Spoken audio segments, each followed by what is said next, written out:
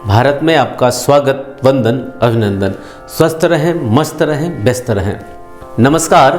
देखिए, गोस्वामी तुलसीदास जी द्वारा रचित रामचरितमानस के पंचम सोपान सुंदरकांड के तीसरे नंबर की चौपाई कितनी प्यारी चौपाई है। जब लगी आवो सीता ही देखी, हो यही काजू मोही हरस विसेखी। जब लगी आवो सीता ही देखी, हो यही काजू मोही हरस विसेखी। देखिए, यह संवाद उस समय का है जब हनुमान जी महाराज माँ जानकी जी का पता करने के लिए तैयार हो गए थे और अपने साथियों से वार्तालाप कर रहे थे, अपने साथियों से डिस्कस कर रहे थे, चर्चा कर रहे थे। इसके पहले हमने चौपाई देखी है कि तब लगी मोहि परीक्षा हो तुम भाई, तब लगी मोहि परीक्षा हो तुम भाई, सही दुख कंद मूल फल खाई।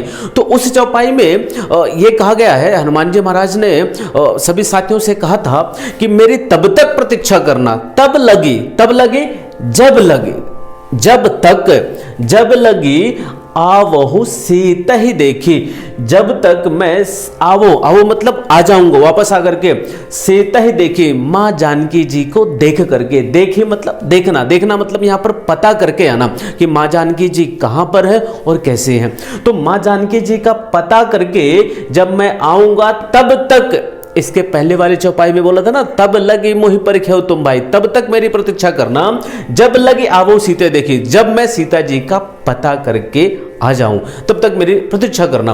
और फिर आगे यहां पर कहते हैं कि होई है काज मोहि हरस विसेखी।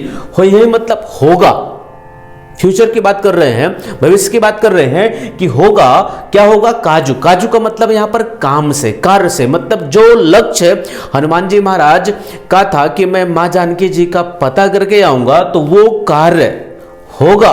पूर्ण रूप से विश्वास है हनुमान जी महाराज को कि वह कार्य होकर के रहेगा। क्यों होकर के रहेगा? मोहि हरस विसेखी। हनुमान जी महाराज कहते हैं कि मोहि मतलब मुझे, हनुमान जी महाराज को हरस मतलब खुशी हो रही है। विसेखी मतलब हो गया यहां पर कि मुझे बहुत ज्यादा खुशी हो रही है।